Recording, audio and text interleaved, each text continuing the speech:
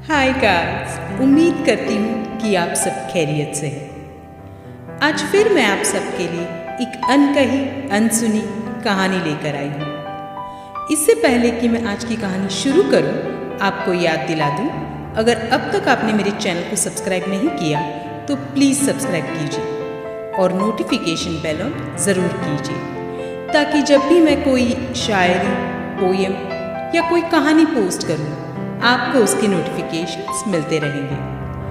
तो चलिए शुरू करते हैं आज की कहानी। मेरी आज की इस कहानी का शीर्षक है अनन्या। अमची, मुंबई, एक ऐसा शहर जहां लोगों को हमेशा जल्दी रहती है। सुबह घर से निकलने की जल्दी, ट्रेन पकड़ने की जल्दी, दफ्तर पहुंचने की जल्दी। यहां जिंदगी एक रेस की तरह है। चारों तरफ भीड़, ट्रैफिक, शोर। कभी कभी हम उस शोर में अपनी आवाज भी नहीं सुन पाते हैं। मैं भी इसी भीड़ का एक हिस्सा हूं, न जाने कब से। सच कहूं तो अब तो ठीक से याद भी नहीं। इस शहर में लोग बड़े बड़े सपने लेकर आते हैं, मैं भी उन्हीं में से एक हूं। काम की तलाश में मुंबई आया था। यहां की ये तेज और चकाचौंध भरी जिंदगी ने मेरा दिल जीत लिया। बस तभी से मैंने मुंबई रहने का फैसला ले लिया। पैसे कमाने का जुनून जो सवार था। रोज चर्च गेट से लेकर विरार स्टेशन तक का मेरा सफर उन्हीं अनजान लोगों के जाने पहचाने चेहरों के साथ गुजरता है, और मेरी शाम घर की चार दीवारों के साथ, तन्हाई में। आज इतवार की शाम थी। मैं रेडियो पे गुलजार साहब का लिखा गाना सुन रहा था। तुझसे नाराज नहीं जिंदगी, हैरान हूं मैं शायद 12 साल का था। तब से ये मेरा फेवरेट गाना हुआ करता था। वैसे उसका मतलब तो समझ में नहीं आता था तब, पर शायद उसकी धुन और उसके बोल सुनने में बड़े अच्छे लगते थे। आज 40 के आसपास हूँ और आज भी ये मेरा फेवरेट गाना है। इसलिए नहीं कि इसकी धुन या इसके बोल सुनने में अच्छे लगते हैं, शायद इसीलिए कि इन बोलों के असली मायने अब समझ में आ रहे हैं।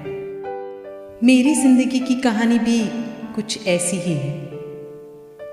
अनन्या को खोने के बाद ही मैंने उसकी अहमियत जानी है। उसे खोने के बाद मुझे ये एहसास हुआ कि उसे मेरी नहीं, मुझे उसकी ज़रूरत थी। अनन्या और मेरी लव मैरिज थी। अनन्या और मैं एक दूसरे को कई सालों से जानते हैं। हम एक ही कंपनी में काम करते थे। वो मेरी अच्छी दोस्त थी।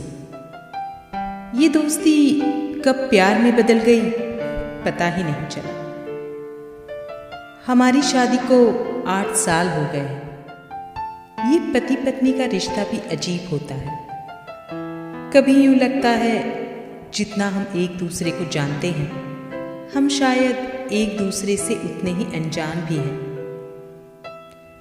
यह हो सकता है कि इतने साल साथ रहने के बाद we start taking each other for granted, और फिर न चाहते हुए भी इस रिश्ते में एक दूरी आ जाती है, जिसे अगर वक्त रहते न मिटाई जाए तो हमारी मंजिलें अलग हो जाती हैं, जैसे मेरी और अनन्या की मंजिलें अलग हो गई।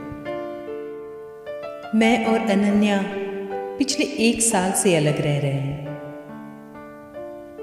आज सुबह अनन्या ने मुझे डिवोर्स पेपर्स भेजे। पिछले 1 साल से ना ही कभी मैंने अनन्या को फोन किया, न उसने मुझे। अपनों के रूठ जाने का गम और सपनों के टूट जाने का दर्द ये दोनों ही जानलेवा होता है। हम ताउम्र जिन सपनों को अपना मान के चलते हैं, अगर वो सपने बीच राह दम तोड़ दें तो हमारे जीने का कोई मकसद ही नहीं रहता, है ना? और वहीं दूसरी ओर अगर आपके अपने आपके सपनों को समझ न पाए और आपसे रूठ जाए तो उस दर्द की कोई सीमा नहीं होती। मेरी और अनन्या के बीच भी कुछ ऐसा ही था। सपने तो हम दोनों ने देखे थे, पर शायद हम एक दूसरे के सपनों को समझ नहीं पाए, या हो सकता है कि हम दोनों ही जिंदगी से कुछ और चाहते थे। मुझे अनन्या से कोई शिकवा या शिकायत नहीं है। हाँ, माना मैं और अनन्या जिंदगी के ऐसे मोड़ पे खड़े हैं जहां हमारी मंजिलें अलग हो चुकी हैं, पर जब तक मैं और अनन्या साथ थे हमने जिंदगी बहुत खूबसूरती से जी है। अनन्या से अलग होके मैं उसे मिस तो बहुत करूंगा, पर इन सब से मैंने यही सीखा है कि रिश्ते खूबसूरत होने चाहिए, चाहे उसकी उम्र लंबी हो या छोटी, ये मायने नहीं रखती। हाय गाइस, आपको मेरी आज की कहानी कैसी लगी है मुझे नीचे कमेंट बॉक्स में लिखकर ज़रूर बताइए। और हाँ, जाने से पहले अगर अब तक आपने मेरे चैनल को सब्सक्राइब नहीं किया तो प्लीज़ सब्सक्राइब कीजिए, क्योंकि मैं बहुत ही जल्द आप सबके लिए ऐसी ही कई अनकही अनसुनी कहानियाँ लेकर आने वाली हूँ। Until then, take care.